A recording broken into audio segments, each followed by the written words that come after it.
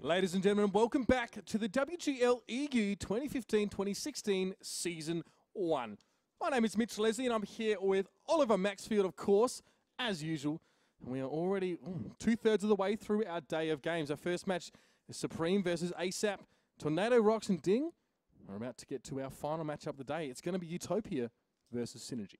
Yeah, so we have one, they're two new. Weird thing about this matchup, there are two new teams to the league, but technically, Utopia's already been in Season 5. They got knocked out in the relegation matches versus actually Tornado, who we saw in the previous round. So they're new, and they're going to be, I think, stronger than ever, because at the beginning of the season, they were absolutely fantastic in Season 5. And they kind of like petered off at the end. They kind of had a little bit of a dip. They were overconfident. So I think they won't make that same mistake here. Yeah, we saw that Utopia, yeah, as you said, started really strong. But when teams started to figure them out and counter-strat them, Utopia really weren't able to respond. They weren't really able to take their game to a new level or innovate on what they were sort of already doing. Unfortunately for them, they re-qualified over Lucky Karaki. Yeah. So they got another bite at the apple, essentially, and they'll have their revenge opportunity against Tornado Rocks in the coming weeks. But let's talk about Synergy a little bit more as well. They were a very, very well-known name, of course, in the WGL EU. Initially Synergy, then became Dignitas. We saw them, we would have seen them at Season 2, but certain visa issues intervened. But Season 3, and Season 4, I think, as well. They were Season 3 is where the issues we had. It was the Gamescom, right? That was Season 2. Season 2? Season 3 was Tiki. Yeah, Season 3 was T, yeah, you're right, and Season 2 was Gamescom, Season 1 was DreamHack, yeah. It's been a long few years as we look back over these events and stuff. It's been around. Synergy, or as they were at the time, Dignitas, were actually in the grand final against Virtus Pro, and we saw this ridiculously long series of about 11 maps. Yeah. But they've changed. They're not the same lineup, of course, because Dignitas then sort of became School Bus. They sort of Stalker left and Arklet stepped up to be the captain. And then, of course, now School Bus have gone their separate ways, and Stalker is essentially amassed a new team around him. Yeah, Stalker is a bit of a stalker of the Wargaming League because he just doesn't seem to go away. He's been here since day one. He's won it. He's lost it. He's been kicked out of teams. He's been kicking out at players literally. But he's actually one of my favorite characters in the league, and I'm actually really happy that he's actually in the league because I think he deserves it. He's been working very hard, and I think, as you said, he's amassed a good set of players that can actually do some damage here. All right, well, let's see what he can do with his new troop. Our map today, of course, for this first game is going to be Steps.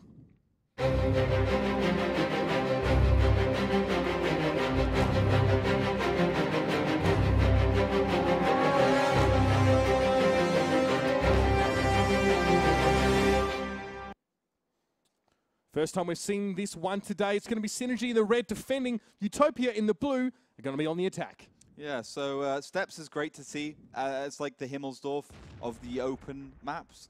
The only real survivor from the other season. In my opinion, my favorite map and the most balanced map altogether. We saw it on Tuesday as well. Of course, Kazla Crew slipped to Virtus Pro on this one. Let's see if anyone can match that ability Virtus Pro showed us on Tuesday. It's also really good to see Poto Mako back in the mix as well. Originally EPS, then sort of, I believe he was in Lemming Train for a while, and we didn't see him. So some interesting names here on the Utopia side. Some of their accounts haven't changed their names, but we'll just have to call it as we see it. So here, of course, we've got a T32 for Synergy, obviously on the attacking side here, and then we expect to see that up in that top sort of quadrant of the map and just peeking over and seeing. And sorry, for the defenders, should I say, what Utopia are going to try and do. But what are we seeing early on here in this game? So you always got to look at the attacker first because it's the kind of team that has to go forwards and actually make the first moves and try and find the early spots. But obviously. Utopia have been pretty sketchy on Steps in the previous season. They haven't shown us the greatest games, but I think they've improved. I mean, as you said, a lot of players from Lucky Karaki, a lot of decent, strong players who it kind of reminds me a little bit of other Polish teams where they fly around. They go from this team to this team to that team to this team, and they get together and they kind of get the core together. But Stalker does go down. It's great that we don't have to wait too long to see another hashtag just Stalker thing Yeah, he's crossing an open field in the T21, which is speedy. It's not the most maneuverable tank, really, if you want to sort of turn around. And he got caught out in the open there, so Synergy lose that tank fairly early on. Words are incredibly hard today. But Zmika in the T32, he's definitely the pivot point right now for Synergy, just hulling down on that hill, just keeping an eye on things. Obviously a 59-16 as well for Utopia, as they now look to make a bit of a move up towards this train line. Fairly standard opening here. And you can see the 254 lightweights are going to be joining the rest of the force here as well. There's a T49, of course, we should point out in the mix there. It's going to be interesting to see how that one is used by Hunter Zord. Yeah, so let's see what they can do. I mean, this is a little bit unusual. Normally you put a tank down in the southern area in the K-line just to make sure that the rotators are not so easy from the other team. They can't get onto your flanks or behind. Instead, they're just going to push straight across the 6-7 area and try and go for an overmatch. But it does look like Synergy are ready and waiting. That's right. Well, the 54 lightweight going to try and now pull out Total Best as well. Stalker's old friend from the old days now returning to the game after a while. He's going to take some damage as well. Hunter Zord wants to really try and connect with that big cannon, but he has to take his time a little bit more with his shots and not as easy to hit. So he's holding a shot. It was a bit of a HE shot, I think, went on towards Mika. I don't even know if that was him that connected, but now they're pushing across that cap. So the entire force of Utopia, they're just setting up on the cap. Mikhailov will have to skirt back around that rock or maybe even get caught out here. Nidin also backing away. Utopia setting up. So cap's underway, pressure's on. Now, Synergy are in pretty good positions. The problem is that T49, it's on reload, and that gives Synergy a good way in. It gives them an obvious route of attack. Right, well, Hunter Zord did manage to get a shot off there, but now he's going to be forced to back away. Zmika now trying to do work in that T32, but getting a little bit low as the game goes on. This 251 here is just going to get blown up. Now with Zmika there, Synergy are on the cap, but they're not really making huge progress towards that there, and Hunter Zord having to back away after missing another shot on that T49. I mean, he's no just creative, that's for sure. You really want to connect those crucial shots, but now Utopia have a chance to respond to this one. Total Best going straight towards that 54 lightweight. He's going to have to back down in a second because Winnie the Pooh is also coming. You get one pick off at least. No, the track of the 54 lightweight. And the other one's going to have to back away. Bounces and track shots as well. But Utopia are very, very low on hit points, and they've lost most of their team here. Yeah, this is it's looking bad for Utopia. Only one player remaining. That T54 does fall. And yeah, good play there by, for instance, Winnie the Pooh. We haven't seen for a long time. He was in Meet Your Makers for a long time. He hasn't been around the scene for ages. And, you know, good to see him back in the league and you know, keeping his team in the fight a little bit more. Yeah, Synergy there as well. I think, I'm not sure if our colours were switched or not on that one, but it was Synergy who sort of received that one quite well. The T49 there of Hunter Zord, about a K damage there, so not getting one of those dream connections with one of those HE shells, which is a shame, but we'll see if they want to go for that strategy again. I mean, it seemed like a fairly standard approach here. You could see now, that's right, it was actually Stalker there that got caught out pretty early on, and I don't really know why he was out here. No, I don't either. The thing is, you know, the T21 looks really small. It's deceptively small, but the size of the tank isn't an indicator of actually how good its camo value is. For instance, actually, the T54 lightweight has got better camo value than the T21. So, and the LTTB has got the same. So, Stalker driving through the middle might think he's safe because he's small, but he isn't, and he gets spotted and taken down. No, Utopia. This is where Utopia push now. Not really often do you see a whole team push across this train line here. Usually, some actually split off for that sort of northwestern cap and sit there. Why have they gone here as a team? Well, it's a good move. I mean, we saw it work yesterday for Virtus, but it has to go well. I mean, at the end of the day, and it doesn't, because Synergy are in the right position just to retract back. You have to take down one T54, do a lot of damage. Also, the fact that Synergy didn't take a T32. You know, why would you go for the push if they don't have a T32? Put some tanks in the cap and just simply go for that one. You have the 59-16 played by one of the better 59-16 players, Papa. So put it there and let Synergy come to you. Well, I mean, Synergy there now. I mean, they have some time, I guess, to adapt to that as well. It was an interesting push. And, of course, Synergy did have Zmika there who was sitting there on the T32 and was able to sort of hold them off for a little bit and do some work. So that's a good defending round from Synergy. They'll be happy about that one, despite losing some tanks in sort of interesting scenarios. A few players, there's a couple players here that don't have their names sort of loaded up yet, but we can sort of tell you who they are. It's actually Mac Money and Bishu for Utopia, players that we probably have seen before. But now we're going to jump on into the game. Now, tank lineups looking almost symmetrical here, but again, Utopia not opting for that T32. No, and well, I think that's where they can actually come into their own. Well, actually, I said Synergy down for T32, but they actually do, but they didn't have it in the right position. You know, UTOPIA, they're going for that second option down the south, trying to get some early spots on, some early damage, but I wouldn't be surprised if they just rotate around, because rarely do we see a team actually go for a right side push, because it's just so hard when you have, you know, tanks in defense of the cap, unless you just go for it straight away. So, you know, UTOPIA, they did a good concerted push, and I hope that they're not going to be a team that this season where they're just gambling the whole time. They're always going for, you know, strange little movements and hoping they're going to work out. In my opinion, 59-16, as you can see, should just go in the cap, sit there, do what Verse Pro did on Tuesday, the T54 next to it, get the double cap on, and it should just be about okay. Okay, so UTOPIA's still not quite committing to any sort of push here. Again, we saw Stalker out on the T21 doing a little bit of an initial scouting run. It's a bit of a struggle to pull off in that tank sometimes, but he is now sort of sitting back in a fairly standard spot for Synergy, and a lot of defenders that do want steps, and that's what Zamika's for in that T32. So, you know, if UTOPIA do sort of opt to, you know, not push this time, maybe they want to go for that Western cap, we'll see a little bit more of a standard steps game play out. But we can see them now pushing up, bring up the rear, of course, Speedshoot and Mac Money for UTOPIA. 2x Lucky Cracky players. It's great to see them back. Now we're going to make their way. Muka will be the first. He's just going to crest the hill and see if he can spot anything.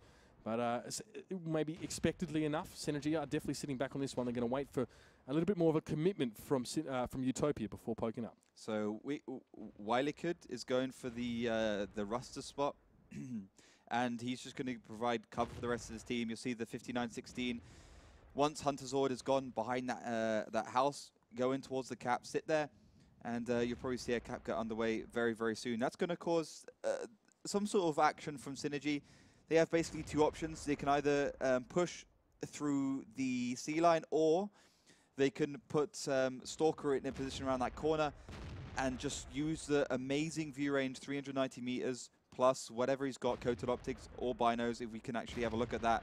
And Zamika in the T32 as well, back there, just to actually shoot whatever he's spotting. Okay, normally UTOPIA or teams in their position wouldn't push onto the cap until they had some sort of lightweights that will push a little bit further towards the front. You can see Wheelcould now trying to do some work up there with the Sparpanzer 251, and no T49 as well being picked up this time for UTOPIA. So definitely only something they were picking up when they wanted to try and do some close quarters fighting and get to grips. But time is ticking down now. 3 minutes and 52 seconds. UTOPIA have yet to set foot onto that cap. Yeah, and, you know, UTOPIA, they have to know that Stalker's going to be there, spotting them constantly. So why are they just... You know, I get it, okay? Fair enough. Zamika's being spotted constantly at T32 is a very low chance with the penetration of the T54. You're actually going to penetrate through the Commander's Copula. So what we saw a lot is teams just blind shooting into the bushes. Just blind shoot there. You're getting spotted. Mucka's got spotted again. Blind shoot and make the shells happen as much as possible. Instead, they're not going for that, and that's why Stalker survives. Stalker is being such a pain for UTOPIA right now. I mean, they can't see him, but sometimes the unseen threat is the deadliest, and he's relaying so much information about Synergy's position back to UTOPIA, and they're having a field day on them now. You see Papa tried to move on towards the cap and started off and immediately received the shell in his direction. I mean, Synergy now are at complete and utter liberty just to sit back and see those 54 lightweights flexing around now. Do UTOPIA push on them again? Do they go for a repeat of last map? What's the option here? Well, I think UTOPIA has really no options. I mean, it's to the point where Synergy have got them basically in the palm of their hand. They're even putting T54 lightweights for basically no reason, unless they think they're actually completely obliterating UTOPIA around the side, in the middle, maybe expecting UTOPIA to push through, and even getting a couple of shots onto the back of Muka and Papa. Winnie the Pooh's actually going unspotted here with these shots, and now finally UTOPIA have waken up and decided to go for this push, and that's obviously going to force Stalker away, but the damage has been done, it's safe to say. Wheelkid now is going to set up. What's he looking for? Totobest took a shot. Stalker's going to avoid that one. He's going to be able to get away for now. Zamika now just off reload. Shot towards Muka. That's a double tap on him. He's going very, very low. Potomako, I mean, he's going to find Stalker, but is it really worth it at this point? I mean, here's the counter push from Synergy straight towards UTOPIA. Nid and Zamika coming up. Lily T as well, not too far behind at all. I mean, UTOPIA are running out of options, but this doesn't seem like it's going to work out much better than last time. Yeah, this is not good. Once again, Synergy have the higher ground. They got the better positions, and they got, you know, UTOPIA in a very tricky situation.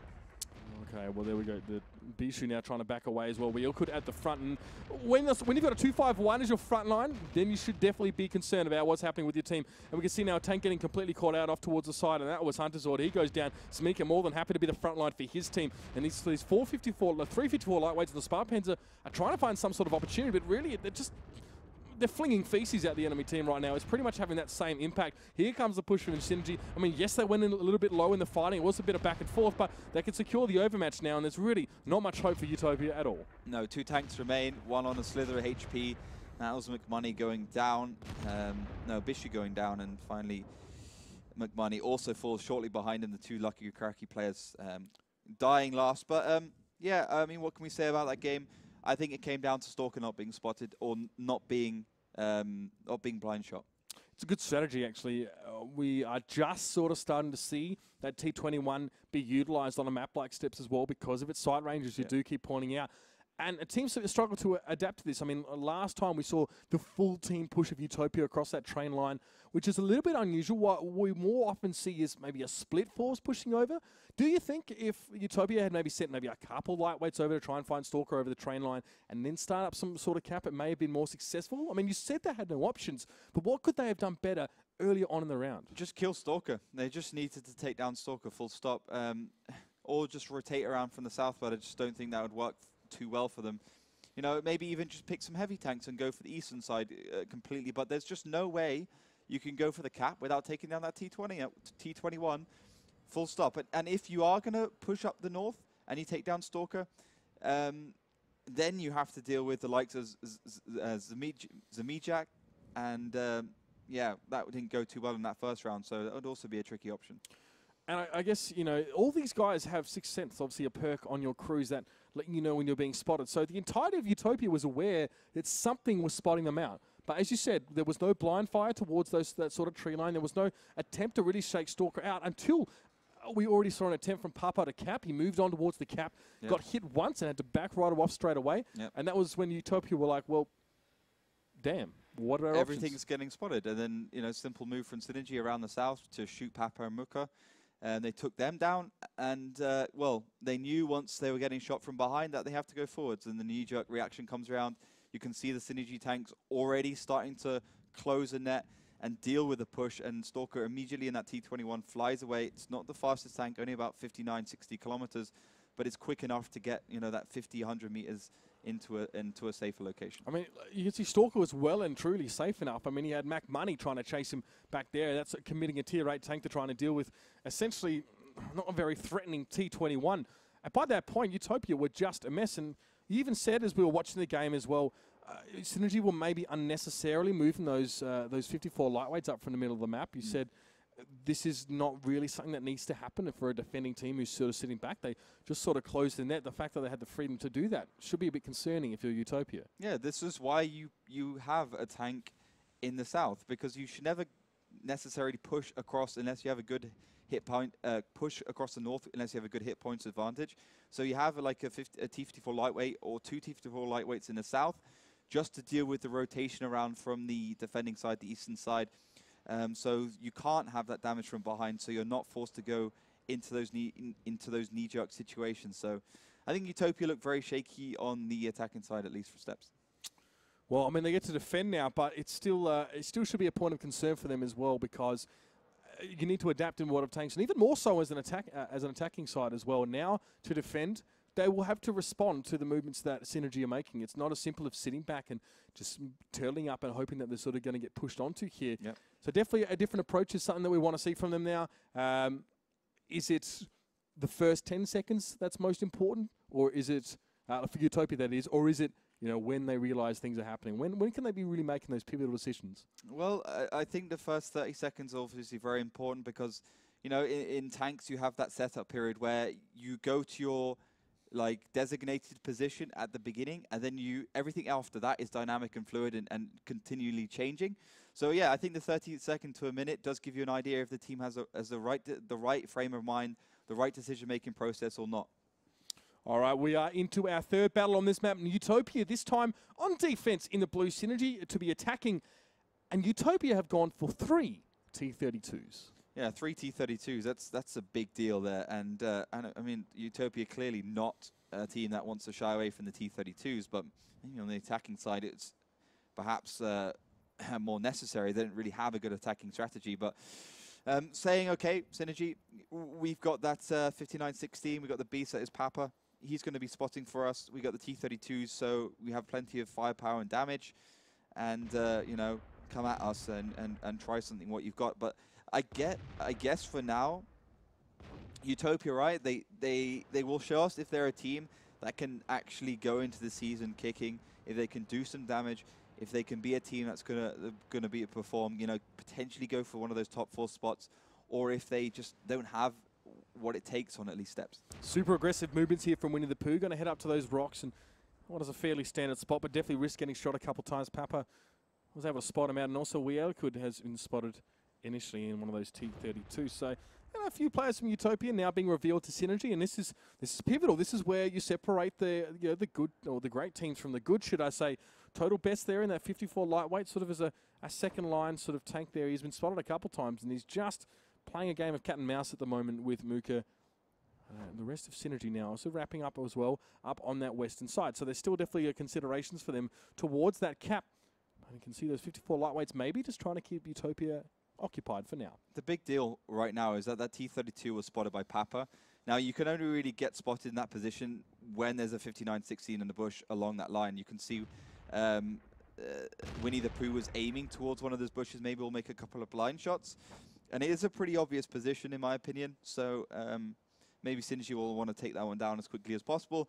But when Papa sees his opportunity to run away, when he kind of gets the impression that Synergy's up north, he'll actually run away and get the spots on for the T32s. But it is totally about Papa right now. If he dies, it's very, very bad news for Utopia. It's super hard to spot that 59-16, though, to be fair. As you said, a really, really good camo rating. And Utopia, we know what they're going to do. It's pretty... I mean, Synergy know what they want to do. More importantly, when they see 3 T32s, they know, okay, so Utopia are definitely getting excited about the hull-down potential of these tanks. They can just sort of roll up the hillside and just have shots. But again, as you said, Papa is pivotal for them to be able to be their eyes, because T32s, they don't have the best vision. They can't just roll up the hill and see anyone on the cap and then take them out. It's a strategy that requires all of the parts to be working in complete synchronicity. Of course, it's otherwise, then it's like taking a cog out of a complicated machine. It doesn't really work too well.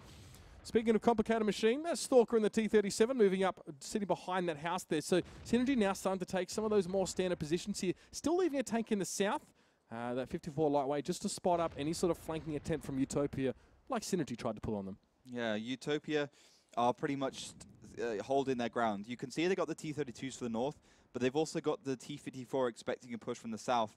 Again, I think if Synergy wants a chance here, they should go for their cap.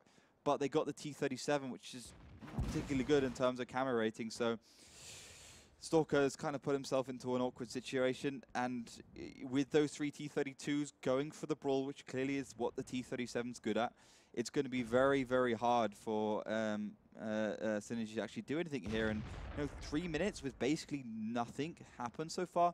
A couple of rotations here and there, but almost no bite to the bark of Synergy. Yeah, I mean, we saw Mihailov now going up towards that Ruster spot there, and yes, for the last minute or so, we've been saying Synergy have been taking positions, but now Samika crossing open field, and this is where the T32s and Papa, especially getting the spot, are so important. Samika just got a lucky bounce off his rear end there, but he's taking a heck of a lot of damage, and now Stalker's going to move up onto the cap. They're going to try and apply some pressure, but Samika remains lit, and he's got to get taken out. He's just going to sit there and hope for the best, but I wouldn't want to be the crew cowering inside that T32 because he gets taken out. Stalker is also lit, and as you said, those spotting tanks are so important for Utopia. And Samika kind of screwed up because he put his turret to the side a little bit, which allowed Bishu, or I believe that was McMoney, to actually get a shot onto him. But he's safe now. So, the time is ticking for Utopia. One reset will guarantee that they win this round, but at least Utopia has to come forwards. And a smart move by Synergy, actually, because the T32s are so slow. But still, I think, one shot gets through that line and boom, it's game over, and Potomaka makes it. I feel very, very strange that Stalker was trying to use the fact that he was behind a 32 hull as like pretty much the only chance that Synergy had at really stacking up those cap points. And now they're missing a T32, they're missing that T37, and all they've got is a handful of lightweights. And as good as they are, they're going to deal with the entirety of Utopia. And there's 3 T32s on Utopia's side. You can now see Lily T and Winnie the Pooh trying to mobilize a little bit here, and some shots are coming across, but Utopia are, turtled up essentially. It's going to be really hard to break this. I love how Papa hasn't even been spotted yet. I mean, he's a beast there in that position, and he's been the reason why they're winning this game. Total Best will finally go forwards and actually find him here. All right, now so Papa will be spotted, but the damage is definitely done for him. He'll be able to try and skittle away, but what's really important is that Synergy are definitely running out of tanks to do the job for them. Now Lily T assisting there with Total Best to pick up Papa, but there's still 3 T32s and 3 lightweights on the field, and now Synergy want to come forward. This is suicide. Yeah, this is going to Lion's End. Those T32s have 90mm as well, so they could just pump out the damage. Absolutely, it's not even that long a reload time as well, up around 10 seconds, even less if you have all the bits and pieces on your tank. So now Mooka, yeah, he will get caught out, and it's always good to try and catch a T32 out, but we say that when there's only 1 T32 on a team, and not 3. And now the rest of Utopia is going to respond to this one. Synergy is seriously lacking in health points. Total Best is a one-shot, Lily T's a one-shot, Mahalife is a one-shot to a high roll, and he's just going to get picked up. Potomako goes straight in towards him as well. Synergy just throwing caution to the winner, hoping for some lucky bounces here. We do see Shockyu going down. It is a 3v4 situation, so, I mean, to be fair, no, sorry. It's a 4v2 situation. Utopia had that extra take off screen, is now going to come on in. Nidin, he's going to be the last man standing after Winnie the Pooh gets picked up. And it's just going to be their head-to-head. It's not even Synergy going for a dice roll, but they were loaded against them. Yeah, this is game over. Synergy will fall in the name of Nidin. And finally a round on the board for Utopia. Yeah, I mean, they didn't particularly have to do anything overly flashy to get it as well. I mean, they pick a fairly heavy lineup as well. I mean, you're never going to see a bunch of IS3s on steps, but it's kind of that equivalent to, I don't know, let's say like Tornado or Ding, should I say, picking the heavy lineup on Ruinberg. They just said, well, let's fight us 1-to-1, see what you can do, try and dig us out. I mean, this is why, in a lot of ways, Water Tanks is a little bit defense biased on a lot of maps, because you can just sort of wait for the enemy to come to you. When we see situations where you can't simply do that, is when some of those teams who are more defensively oriented kind of fall down. But here's Papa here, and this is in the early moments of the map. And this is where Utopia really started to set up for a solid later game. Yeah, well, Papa's spotting that line. He's doing a really good job there, and the fact that Synergy didn't expect that position is a little bit strange. It's like almost the same as when Utopia didn't expect Stalker to be in that position up north. So good play there. It basically gives Utopia time to move their T32s into the defensive position in case they do come from the right. That's why Utopia actually moved their T54 up and towards the eastern side, right where Mucker is. So nice little position, and it certainly gave them that side of the map. And then, it came down to Synergy trying to go for that cap, and clearly the T37 wasn't the right tank to sit behind a T32.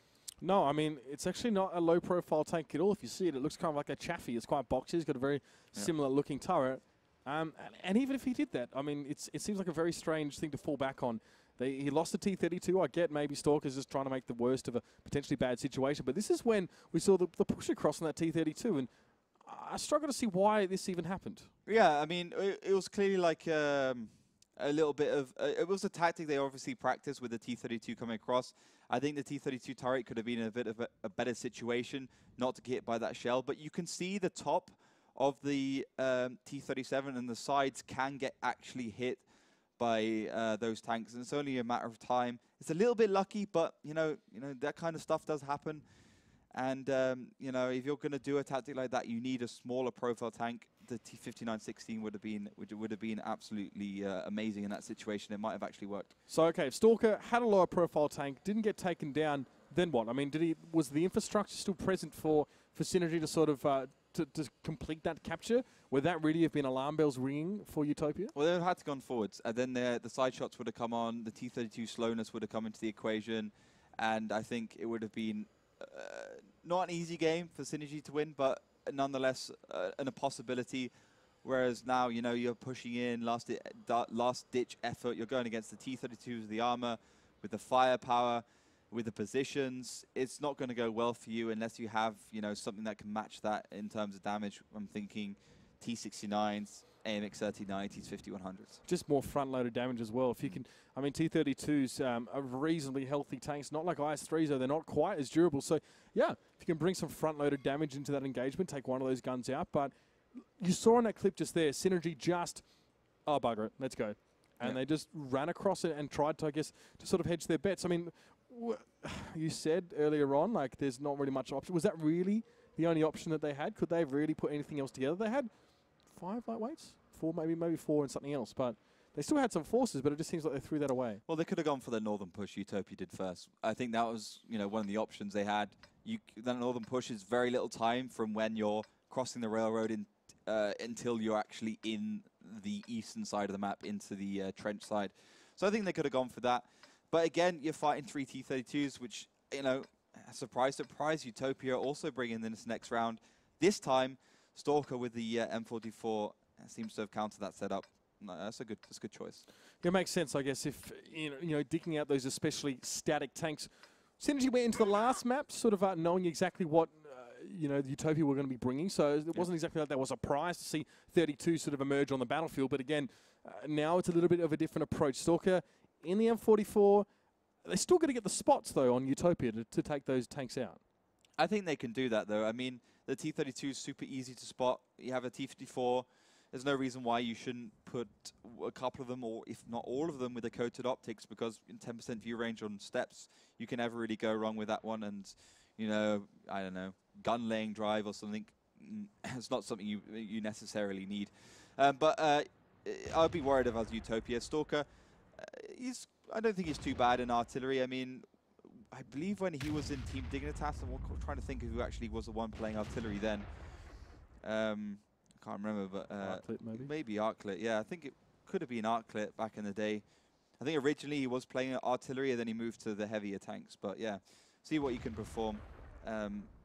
See if he can actually live up to. So far, who's played Insane, by the way, from ASAP and Kusok, both have had 2 fantastic rounds in artillery. Stalker going for some blind shots at the moment. None quite connecting yet, but he's definitely not going to take any points away from him for trying. Now, Zamika going to be pushing up towards this hill on the T-32. A lot of undulations that really favour the T-32 with 198 millimeters of frontal armour on the turret, plus a mantlet, which, to my approximation, is about 200 millimeters in itself. You will not penetrate the front of that turret. So 298. 298, yeah. That's right, plus the mantlet. Yeah, 198, that doesn't seem that 298 funny. altogether, just on the front of that T-32's turret. Yep. It's insane. It's tough. Now, of course, we can see Zamika still trying to get some lights over. Hunter's Zord is up in that sort of mountain spot on the side there, so he can do a bit of spotting. But, I mean, Zamika is such an important tool for Synergy right now, because he can poke over these hills and potentially a very minimal risk of taking a lot of damage himself, and that might force Utopia back here. So let's see what's happened so far. Stalkers blind shot all the bushes where Papa was before, so they know already that Papa's not there. So the aim of the game for Synergy is to go forwards and to keep those T-32 spotted. And, you know, Stalker won't have anyone else to blame than himself if he doesn't hit the shots and he doesn't do some damage to the spotted T-32. So let's hope he can do that, because so far, you know, the rest of his team is just ready and waiting. You got them setting up that net along the side. The T-54 staying near the cap so he doesn't have to run so far away. And maybe even that eastern cap could be a possibility if they really want to go for it. Big hits going on towards Hunter's Zord. Now, he has been spotted and he's kind of up against it. This is what happens when you have a tank in that position. It gets lit and there's no sort of follow-up. So hard hit on a 54 lightweight. He's going to keep him alive for a little bit longer. And here's the response from Utopia. Muka pushing across Shockyu, and of course, McMoney now in towards the trench. They might try and come up and get some sort of flanking going. But the problem is, as a 54 lightweight here, you're always going to go down eventually. And the follow-up, well, it's been a bit slow. Muka pushing across, but so far, Utopia really don't have any concrete advantage. I think I understand why Hunter Zord was there, because if there's a tank there, it's impossible to take that cap. But it was a little unnecessary considering they have 3 T-32s. They can always just use the hold down game and keep that cap safe anyway. All right, Nidin getting pushed onto by Shockyu there as well. Of course, McMoney not too far behind. He's going to throw some shots in towards the larger mass of 54 lightweights there for Synergy. Synergy holding their ground so far, though. Muka going very, very low. And McMoney still trying to regress, going 1v2 against Nidin. That's not a bad way to start things off here. Papa is just sort of trying to get some shots out from the distance as well. Synergy, Utopia. Synergy's still looking a bit healthier, though. Nidin is going to take down Shockyu, but we've got a massive firefight up and towards the middle area where And tanks are falling left, right, and center. Winnie the Pooh takes down Protomato, and Wicked is horribly outnumbered. I mean, that's about as overmatched as you could possibly get. And all of a sudden, it's just Mac Money, and Papa left. Papa's going to back away, as you kind of expect him to do in this situation. But Utopia pushed up. Their response to, I guess, losing that tank up in the hill was to try and fight in the same way that they kind of did last time. So when they run out of ideas, Utopia just try and brawl it.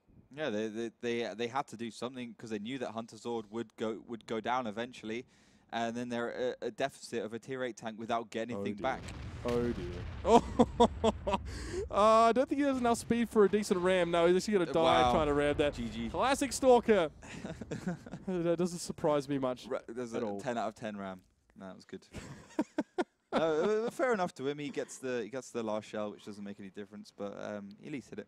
Impressive. That's right. Says a lot about the player there. But look, that's another win over towards Synergy there as well. Very strong showing on Steps so far. I mean, they dropped that first map, and I think they adapted from that quite well. They've adapted to that sort of the T32s that we're seeing coming out here. Of course, it was their first attacking round that they dropped and seemed a little bit unsure.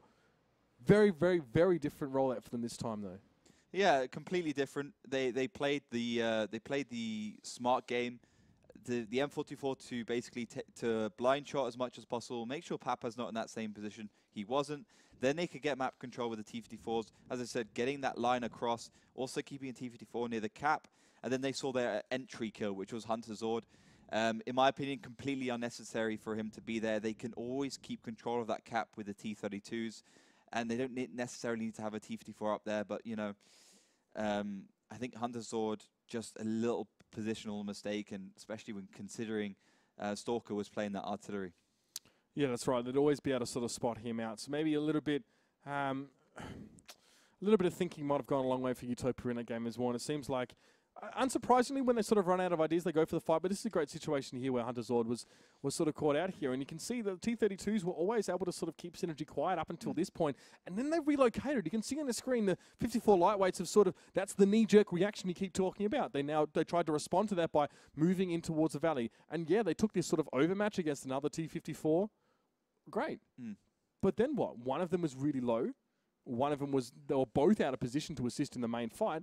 Seemed like Utopia just sort of split their forces, tried to spill some blood, but in turn they just got rolled straight over the top of. The issue fundamentally with Utopia there was the fact that they changed their tactic, but only by so far. The 3 T32s 2 times is a mistake. You shouldn't try that twice. Papa not in the same position was a good move, but the thing is, apart from that, it was exactly the same tactic. In the previous round, there was also a T54 there. I think it was Hunter Zord again. And then they tried that one again. You know, like, they only thought about what they should do to counter Synergy up to a point, and then, you know, it was game over. Well, this is obviously when things started to sort of clean up. This is Stalker's, his moment in the sun, as he likes to get them. Not too bad with the direct fire on the M44 on the move as well. He was close enough. Just the ram was a little bit fail. That's a good metaphor for Stalker's performance in previous teams. But I'll leave that one with you guys now. We're going to jump to a break real quickly before we get into our second map of this one. Of course, Synergy off to a good lead at the moment. It's a 3-1 scoreline to them. Let's see, though, if Utopia can keep themselves in the game when we get back.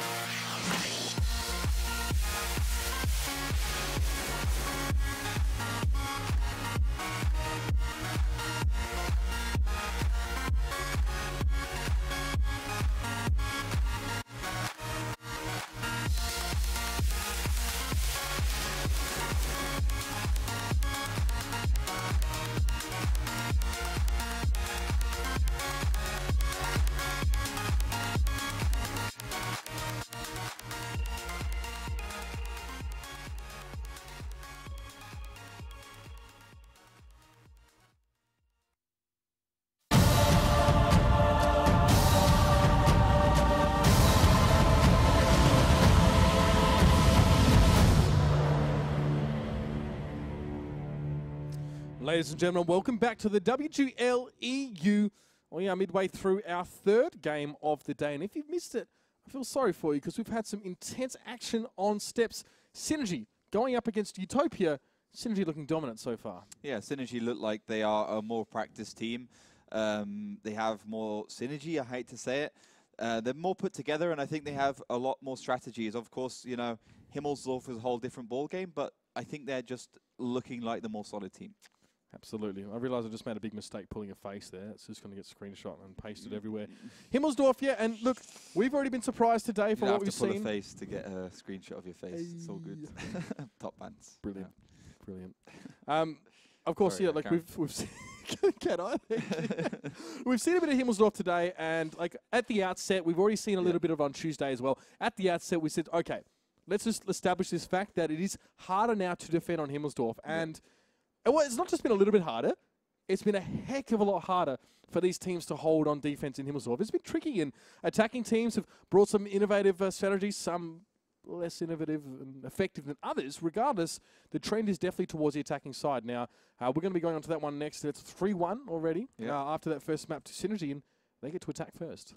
Yeah, they get to attack first, and as you mentioned, it's all about the attacking side now. Literally the opposite of what it was last season, where if you're on the defense, you've got, even if you're a subpar team, not as good as your opponent, you got a really good chance of winning, and the other team has to really put together a great attack. Now, I think from what we're seeing, the defenders have to gamble. They have to make the right decision, and they have to actually make a decision based on the positions of the other team, even when they're not spotted. So, for instance, you know, the 8 line, they got to get control of the 8 line, but the problem with getting control of the 8 line is that if the other team's all down the south on the 1 to 3 line, then you have a big problem where you can get surrounded, you can get taken down very quickly. So you have all these kind of issues as a defender that makes it very hard indeed.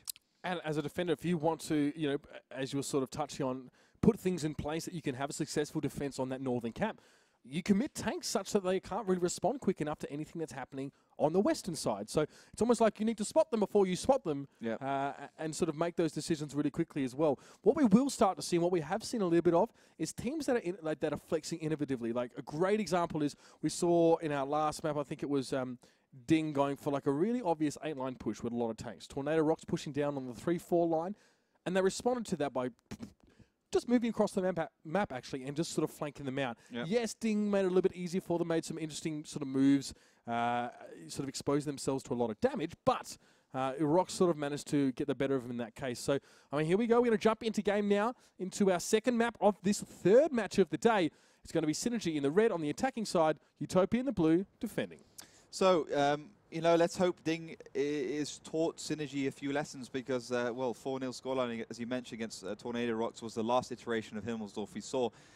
So we got the T-37 of Stalker, obviously clearly going for that American one as his favorite tier 6 tank, pushing up the hill. Early spots, though, coming on to total best. And as I said, you know, one of the most important things defending these days is keeping eyes on, keeping control of that 8 line.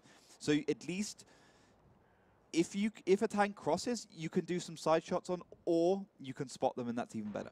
Well, as you said, the early spot going on towards total best, and that means that UTOPIA know that something's happening on the 8 line. So it'll be interesting to see how they respond to this now. They're just starting to mobilize a lot of those bigger IS-3s over on their cap side, and Stalker is just sort of ducking his way down sort of A9, not quite in position to get any meaningful vision whatsoever right now. So he's got to decide whether he commits further and potentially goes too far or just has to back up and look somewhere else. But here comes Shocky on Potomako.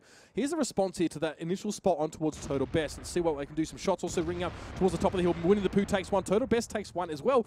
A lot of focus fire there from those two IS-3s, but now, of course, Mac Money is going to be joining that spearhead of IS-3s to try and assist here. So UTOPIA, so far, making the right moves to slow down Synergy somewhat. A very interesting move there from UTOPIA. Very reactive and instinctual. I like that.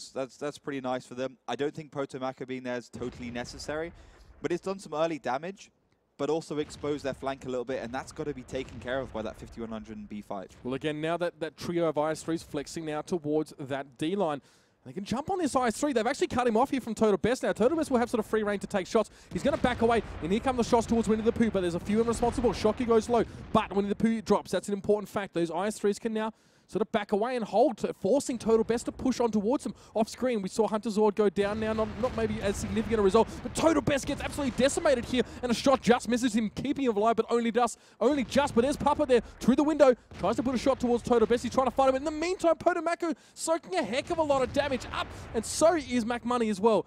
Synergy are responding to this. A massive over-commitment by Potomako, totally unnecessary, but you know that's how much of an advantage Utopia had at that point. It's changed a lot now. Synergy really getting back into this game. Here's the flex though, two 5100s coming up around behind Shmika. They should be able to take him out fairly quickly there as well. And of course, Bishu took down, I think it was one of the Lily T, there you go. So Utopia responding fairly well. I mean, they didn't go in low. Muka forcing to be back around. Now the IS-3s and the 1T32 just have to sort of draw together. Total Best is 3 left. Nidin has none now. No bullets left. So he's just going to have to be very, very careful now. Shocky looking for him, but doesn't know about his reload status. But here's Stalker up in the top corner. He's going to try and mix things up a little bit now. He can fire all he likes. And he does get a shot towards Bishu, who completely misses him. And also bounces that second shot, bounces the third shot. He's got to go for the back of that IS-3, but it's at the moment going for the side of it. Not a good decision. And finally will get down Shuku, but being the last man remaining against 4 tanks from Utopia. Not good. No, I mean, Synergy, they definitely capitulated in that scenario. They sort of exposed themselves to a lot of damage as well in that case. And you got to give it to Utopia as a defending side here. That trio of IS-3s sort of moving around the map seemed like a little bit strange to us before. It was very reactive, very knee-jerk-like. But Stalker, is he really going to 1v1 this 5100? He probably can, because he's on reload still. Can easily. But as soon as he's going to take down. Wow. Wow, really? Okay, guys. Let's just mouse one. Thank you. And there goes Stalker. So that's a defending team now getting a win there. So teams that are watching now and are a bit concerned about defending on Himmelsdorf, it's safe to say there's a bit of material now for them to go over and think about how they can mount successful defense on this map. Yeah, and as you mentioned, it was that reactionary play from Utopia, very quick, very snappy, not allowing Synergy to get into default positions, which have obviously, they've been training. At the end of the day, on a map like Himmelsdorf, if you can break the team down before it's even had a chance to do anything, you're laughing. So this is where Synergy sort of tried to get a perch, as we've seen from a couple of teams, and they're definitely thinking about putting a lot of their forces on the 8 line. But what's important is how Utopia responded to the spots they got on that 8 line. They saw that Total Best pushing that 5100 going forwards was kind of out of position, and he couldn't cross without Wheelie could, I think, in that T32, getting shots onto him. So they knew they could keep him there and keep him spotted. What they didn't expect was that other IS-3 to be there, but it didn't matter at the end of the day because they got some good initial damage. Then they go across, took down Winnie the Pooh, and that was a tier 8 tank for basically no damage at all. Then I thought Synergy were getting back into the game, some good aggression, some good positioning, but then again Utopia surrounded them and managed to do some great initial, cutting them in half play. So this was now when Synergy's 8 line push starts to falter, and now Utopia push out. This is where Utopia take a lot of damage in response. Yeah, we see Potomako completely overextend, takes a lot of damage on the side, and Synergy are back into this game. You can see they actually have more hit points than Utopia do, but it doesn't matter because you can see Bishu and the T32 Mucker, AMX600 Mucker, heading up, heading around, because Milikov in that IS-3 doesn't do a particularly good job. He even has HE loaded, so he does 214 damage. So no mistakes all around from Synergy. Yeah, that's right. He's sort of flanked up behind and didn't really have that impact. You see there's a lot where flanking players can sometimes sort of lose their nerves in those scenarios and kind of just fluff it. And that really, that could have been all the difference in a game like that. It was very, very close until right at the end. So, I mean, Synergy now have another chance to show us what they can do on the attacking side. But, of course, this is this Stalker's last stand here. That should be a thing, by the way. Hashtag just Stalker things. Seems to better avoid all those sort of shots. But we are now into Himmelsdorf yet again. Of course, Synergy again attacking. Utopia now defending. And Synergy get another chance to test the defenses of the Polish. I think Synergy will be pretty annoyed with that first round. They didn't even they weren't even allowed to get into the game, basically. Just good positioning by Utopia. I'm glad as well they're not doing the same thing twice. Utopia made the mistake on steps of doing the same thing twice, basically. They're switching it up, and they're going to try something new. And I really hope Utopia do be that team this season, which is continually impossible to predict.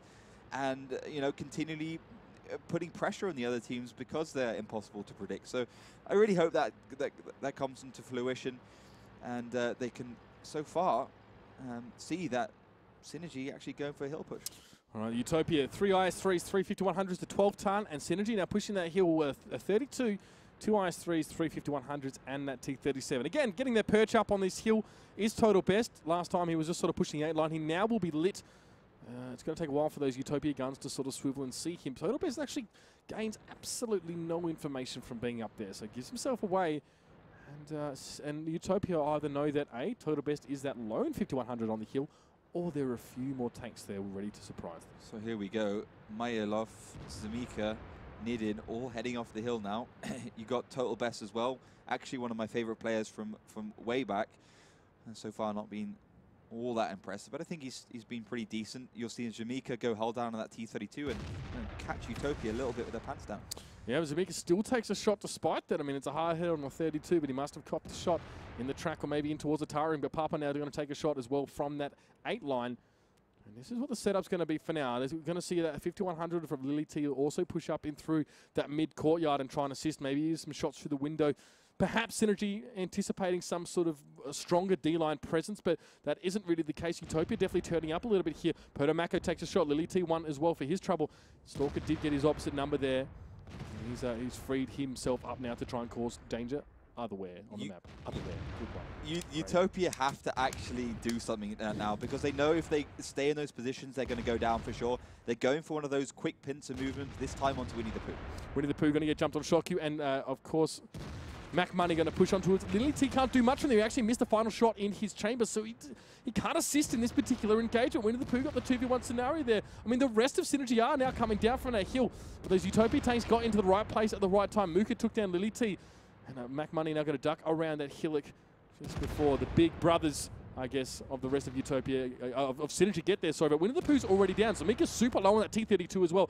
And you can see that Mac Money can just sort of sit around the corner. A great shot from Mooka across through the window. Actually, he'll put one on towards Total Best. It's going to make it a little bit harder for him now to push on towards Shockyu. Shockyu was in a side scrape position, but now he's getting pushed onto. Leaves his rear end exposed, but it actually worked out for him because Nadine shot bounced off him initially, and he will be able to put some damage back on towards him. Yeah, but the AMX 5100 of Bishu from behind might be able to do some good shells against Mayelov and Total Best.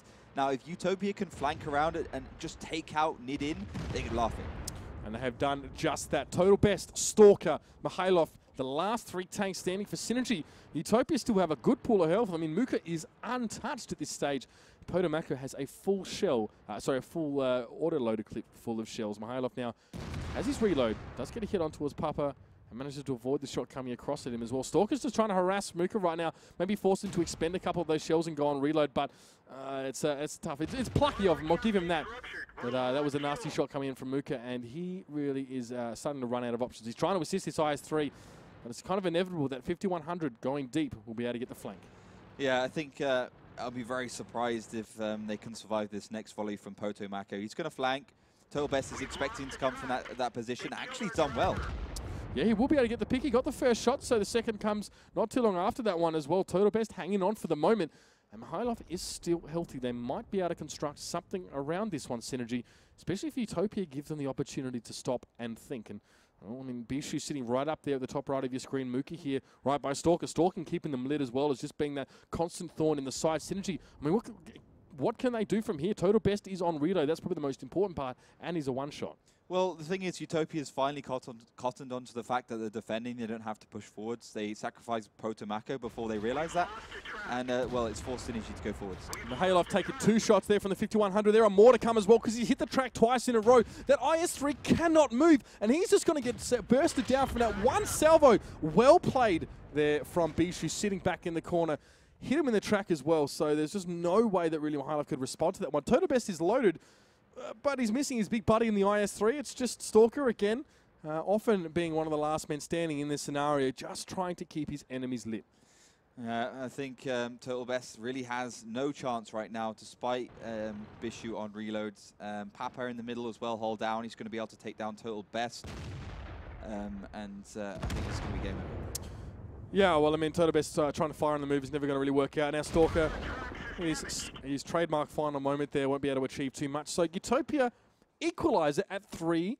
This is the second time we've gone to Himmelsdorf and seen scorelines potentially reversed. Yeah, this is unbelievable. I mean, clearly, Himmelsdorf is a fan favourite and a team favourite of everyone, and whoever picks it and manages to perform on it looks like they can walk away with the series. It's no good just being good on steps or mines or Ruhenberg we saw in the last match. You have to be good on Himmelsdorf.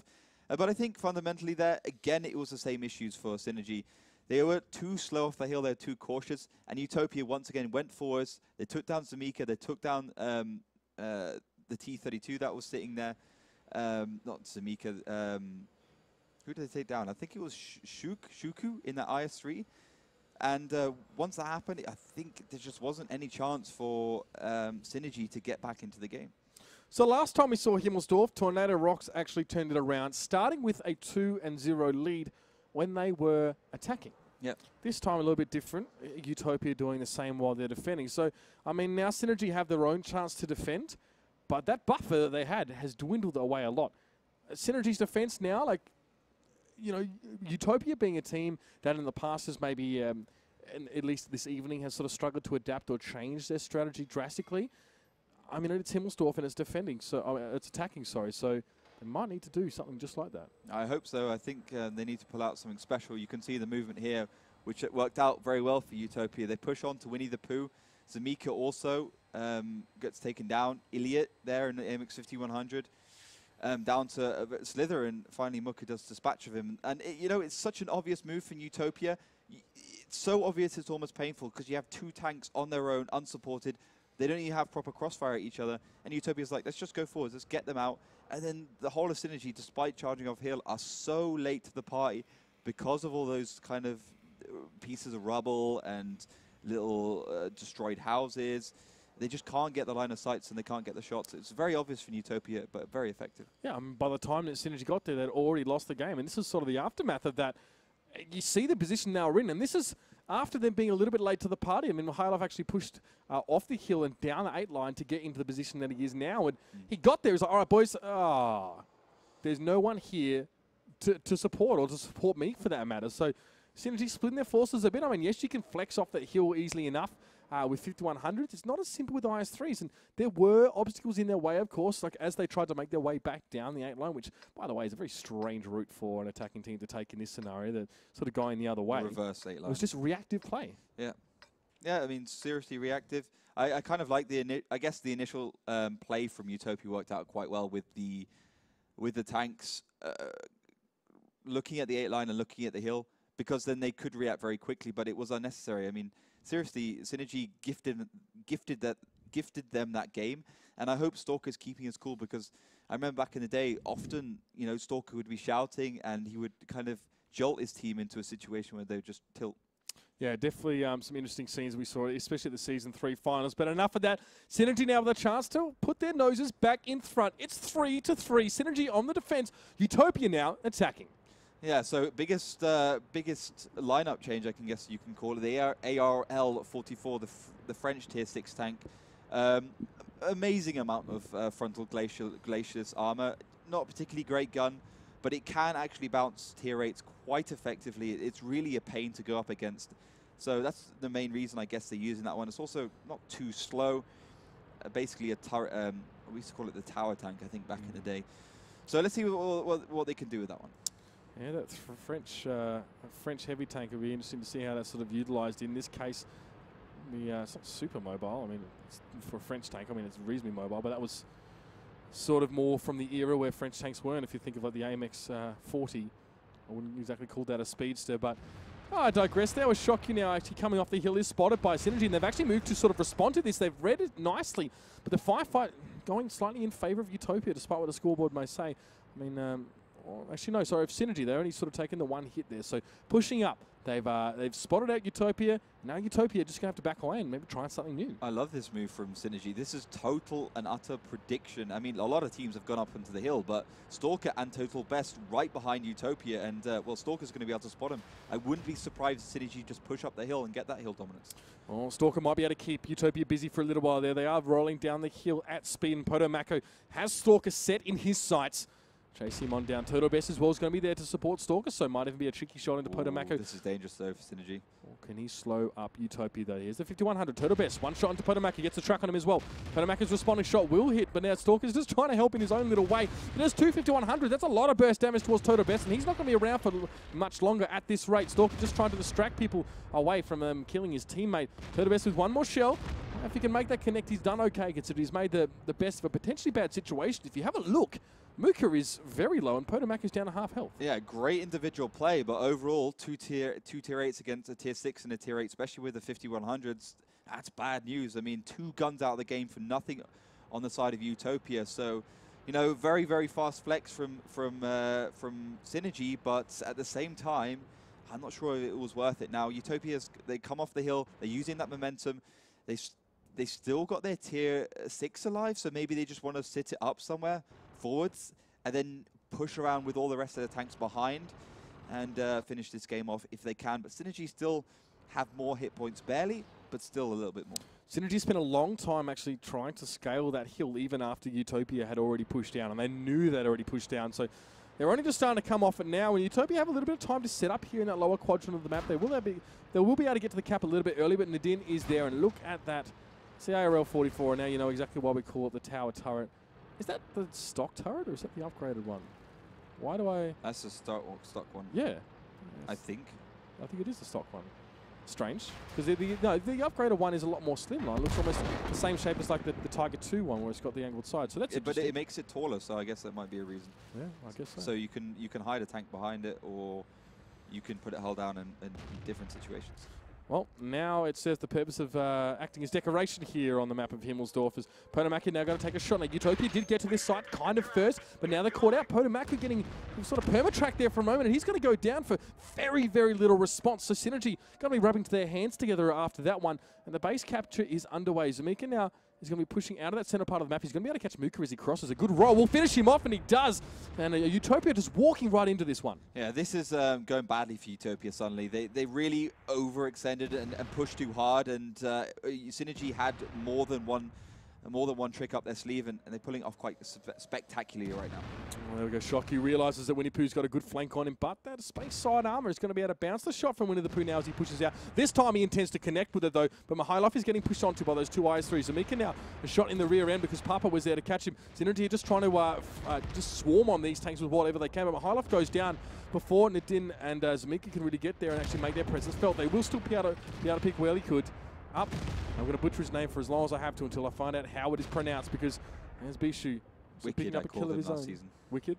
Yeah. That works for me too. 3v2 situation, and Bishu a little bit low. Papa not so low. We're waiting for... it's only 2 in the shell left for Bishu though. So 1 shell for Nidin will finish off Papa quite nicely, for Zamika even. And yeah, Bishu last shell now on reload, 40 seconds odd now. And... yeah, you know, he's going to have to scamper out of there. 1 minute and 50 seconds, but of course, Synergy defending. This is obviously game over.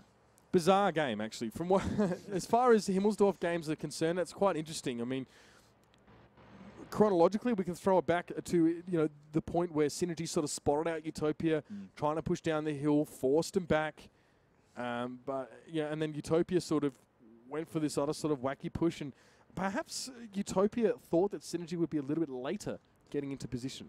Yeah, I think they didn't. Well, I was actually looking at that. Nidin was completely in a different place than the rest of his team, and that actually won them the round. Nidin was the most crucial part because he made up for the weird positionings of Stalker in their T-37. So yeah, good play, but I really enjoyed what he did there. 2.8k damage, 4 kills. You can't say anything shabby about that. I know he was set up on that 2-3 line, and he was the contingency that. Yeah. The Osmo Synergy had sort of left behind. And the fact that we saw, that ARL 44, for example, at the front of the column, I mean, is fulfilling its purpose in that case as just a meat shield, really.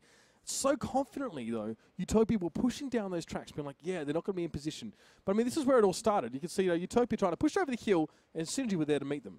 Yeah, good play by Synergy right there. And I also like the fact that the AMX5100 is almost behind Utopia immediately. And great play by those that 5100 as well. Utopia didn't really seem to know what to do. But this is the thing. In all the other games, when Utopia's done that knee-jerk reaction, that really quick instinctual play, Synergy hasn't had tanks in the right position to deal with it. This time round, they've learned from their mistake. They had Nadine in the middle there, now heading across towards the west side in a second. He's actually just shooting out the middle in case a quick attack from the middle comes at some point. So I like that play from Synergy, and I hope they can continue that role. We're going to have another chance to do it as well, of course, now after UTOPIA managed to put a couple rounds back on towards him. It was a good response. I mean, it's just, I feel like if you hinge your strategy, this is where the ARL got picked up, but if you hinge your strategy on not getting spotted, pushing off the hill, and then there's zero plan B, you're not really deserving to win games like this. Like this 5100 lying in wait completely stunted the push of UTOPIA. Yeah, I mean, it took out Hunterzord, which is not a massive deal, but the problem is you got Wily Kid behind, then you had Potomac on the left side, and Potomac taking so much damage on that left side along the one line. He gets taken down eventually. That's 2 tanks down. And you can see, those 2 tanks make a big difference. They push forwards, and, Muka also get taken out from the side by the T-32 of Zamika. It's seriously game over. Yeah, UTOPIA just doing what they normally do in the situation, just try and push up. I mean, Papa wasn't really in a great position to assist at all. I mean, he could some shots on Winnie the Pooh as he crossed over, but UTOPIA were already beaten, battered and bruised by the time they even got to the position of fighting that engagement. And funnily enough, that's kind of the only time we see a proper head-to-head for them, because it's their plan B, or at least it's just their, like, well, let's just get this over with. So, I mean, Synergy, good display from them. I think we get to see their defense tested, though. I mean, a lot of that game was decided basically on them already having read whether it was a dice roll or, like just them being well practiced against UTOPIA. The game was just decided on them having read into that one. Yeah, for sure. Again, I think if they do that again, they will be the team to actually take this one away with 5-3. But, UTOPIA have a good shot right now. They won both attacking rounds. Defensive side was shaky on steps. I guess we could draw comparisons there, where they tried the same thing twice. It didn't work out. The first time, though, it did work out. So we'll see if the second time works out for them here. Lineups look very much the same. The only difference is Hunterzord's not playing that ARL 44, instead going for the 59-16. All right, so maybe a little bit of a change of tact here. Interesting, that particular strategy. It's a bizarre-looking tank. As you called it, the tower turret. It's the stock turret that it comes with, so it's not particularly well armored. So perhaps to obscure other tanks, or maybe even Stalker, like Stalker was sort of doing, I guess, on steps, using its hull as something to sort of get behind and start to put those cap points on. That was why it sort of led the charge, but it was killed in the position. It was not as if they could attach change to it and pull it out on towards the cap and use it there. So, yeah, I don't know. UTOPIA hinging their strategies on a few assumptions that seem to have been proven wrong. But, I mean, yep, we're going to be heading into the next map fairly soon when everyone jumps in. And it's a chance, I guess, for UTOPIA to show that they can sort of be adaptive as well, because we've been seeing it already over a couple of seasons. Last season, they came out with a really good showing, and their basic strategies were good, and people were surprised by them, and what they had practiced worked well. But when they had to adapt and make changes to that, based on the feedback from their games and what they're seeing other teams do, is sort of where they fell over. So I don't know about you, but I feel like there might be concerns about their ability to innovate. If they can't do it over a scale of a few weeks, and how they're going to go doing it over a scale of a few minutes.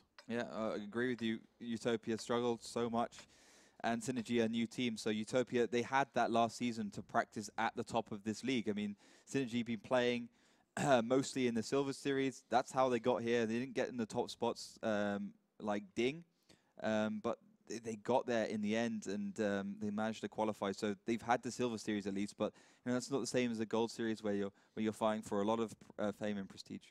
It's a big deal, but we're going to jump now into Himmelsdorf yet again. A chance here for Synergy to close things out over UTOPIA when they win this game, and that is done and dusted. So let's see what UTOPIA can produce for us, and if they really change anything up. And as you said, Ollie, no huge changes really for UTOPIA here, except they're not taking that ARL anymore. Yeah, so start coming up. I think this is going to be UTOPIA on the 8 line mostly. Hunterzord going forwards, very quick tier 6 tank, wanting to get the early spots out. He's probably going to go left here, I imagine, to get the corner spots on.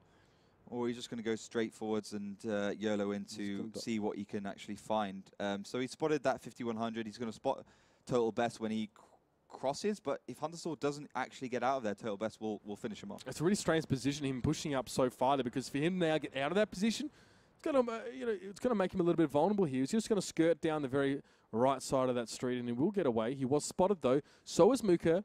And so is Wicked as well. So quite a few tanks here being lit up. And here's that push there on towards that 3-4 line, and we're seeing from Synergy. And that shot not connecting, but definitely signaling for Utopia that it's time to push up. And you can see him now going towards this 8-line push. It's going to be Shockyu and Mac Money pushing up on that IS-3. A shot already going in towards Mac Money there. And I think that was care of Zmika. But for the most part, Utopia's push is underway. Well, the 5100 has been completely segregated from the rest of the team. Iliot is really in a bad position. Total Best has got to try and support him as best he can. The same as goes for Winnie the Pooh. I don't know, it's getting a bit dicey here. Wicked now going quite low. He's only actually been able to get rid of one shell there. Total Best a shot on towards Muka. And the fight is going to be centering around these two tanks right here. But Wicked goes down and didn't even get to use all of the shells in the chamber there. You hate it when that happens. There's a 5100. So much potential damage down the drain. Now Muka's going to drop too, and that's no 51. Only the one 5100 left for Utopia right now. Shockyu goes down, and Utopia getting decimated all across the battlefield. Yeah, they're getting absolutely pinched, destroyed. Let's see if Potomako can actually do some damage against Iliot, and I don't think he will. I think Iliot will actually get off reload. He does, and now Stalker going to push in. Mac Money inches from death there. He's just sort of cheating fade right now. He manages to get away with a lucky side bounce, but there's only two tanks left for Utopia. It's just Mac Money and Hunter Zord, and there's not a whole lot of 59-16 is going to be doing in this situation. He's trying though. Oh, he's trying valiantly, but it's not going to be enough, and here comes the force of Synergy in to crash what is left of Utopia. And in one of the quickest games that we have seen all night, 2.5 minutes, Synergy have sealed the win over Utopia. Yeah, 5-3 scoreline. They were the better team. Let's be honest here on steps.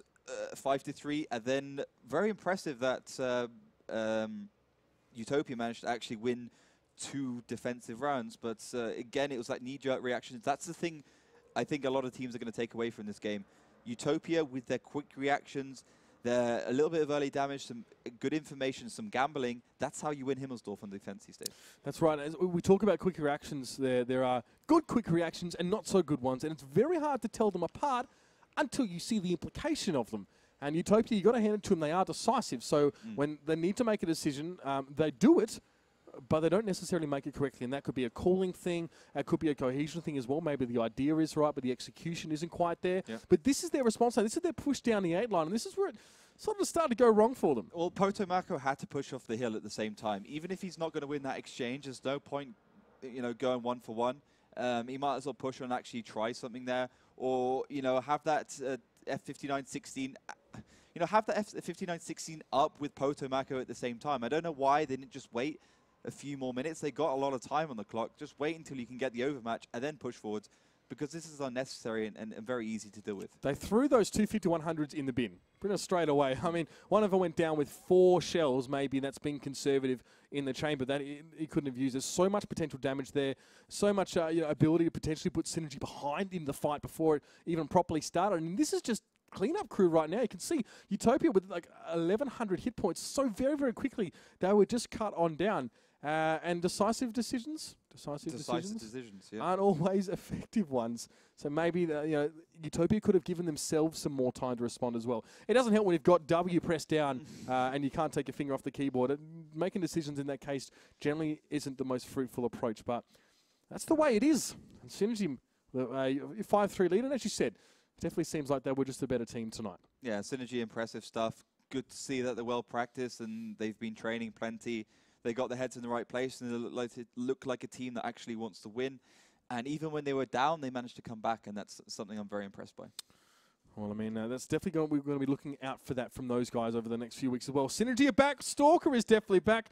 We've already got some clips for his highlight reel as well after tonight's game, so I'm definitely interested to see how he and the team progress. And you talked about a Total Best as well, one of your favourite players from way back. I mean, a mate of Stalkers, hasn't played for quite some time and now makes his return, and he definitely feels confident and comfortable in this format. From watching him, he's definitely not one of the players from Synergy that I would be hanging any sort of blame on for any of the mistakes that were made. He seemed like he was pretty tight. Yeah, I think we can't blame any players from Synergy for the losses. I think their tactics were what caused them to lose those 2 attacking rounds at the end of the day, and I think they have to look back at those replays, look back at the VOD, and just look at the mistakes, because they weren't very small and micro level. They were macro, and it's quite easy to kind of systematically go through and fix. Well, speaking of macro, let's increase our scale a little bit and let's have a look at tonight's matches of what we have seen already. Of course, the first game was ex-GGWP, now Supreme, 5-0 over ASAP. A team, Ollie, who had some moments of brilliance there, had some potential, but it seemed like they were unable to adapt to what they were seeing from Supreme. Supreme, we said it in the pre-show on Tuesday, are going to be one of the top teams in this league, full stop. They got some of the top players in the world. I think they're going to be very hard to deal with. We might see a different ASAP next time they play. Tornado versus Ding as well, very close. Just Ding, suffering a little bit on Himmelsdorf. Yeah, that seemed like they were confident, just sort of turtling up and defending, but when they had to be a more proactive defensive side, they started to fall apart at the seams. And of course, the game we just saw, it was Synergy versus Utopia. Synergy coming away with the victory in that game, and Utopia definitely gave them a run for it. And it's good to see them still back in the Gold League, still fighting it, and I think they're going to give us some exciting games down the track. I'm very much looking forward to seeing what Utopia do. They just need a little bit more time, and I hope they do get themselves sorted out, because they were a fantastic team in Season 5, and well, they need to show other Polish teams and other teams in the WGL in general, not just in Europe, that they're still a force to be reckoned with. We'll have to see what they have to produce for us soon. Of course, we're going to be back soon, of course, on Tuesday with our matches. Let's have a look at what is coming up in our next match day. We'll be kicking it off with favourites to many, Kazna Crew going up against Synergy, a matchup that we have not seen for quite some time. And then, of course, we'll see Ding go up against Wusa. Two teams have definitely shown some promise. Wusa getting over the line in the tiebreaker win, and, of course, Ding just falling down a little bit. And I tell you what, a blockbuster of a match. Our last one for the day on Tuesday. It's going to be Virtus Pro up against Supreme. Yeah, that's a great match day, actually. I mean, Synergy, Kazna Crew is going to bring some nostalgia back. But Supreme Virtus Pro is going to be amazing. It's going to be like a GG Well Played / School Bus versus Virtus Pro final again. It's going to be sick. I'm looking forward to that one. But before we close up, Laughter, any last thoughts? I think today was about those two open qualifier teams, because they only just qualified the last weekend or last Friday. We gave them a little bit of time just to get themselves rested and train up, make sure they can get their schedule sorted before they play on Thursday. So we saw them both today, ASAP and Utopia. Utopia showed that they're solid. I think ASAP just got a little bit outgunned and outplayed by Supreme, but we saw some great individual performances. We saw that they are a team that has the right frame of mind to actually win these matches. Well, you heard it here, ladies and gentlemen. Thank you very much for joining us, and of course for my first appearance here at the WGL EU. Hope you enjoyed it nearly as much as I did. But until next Tuesday night, ladies and gentlemen, good night and good game.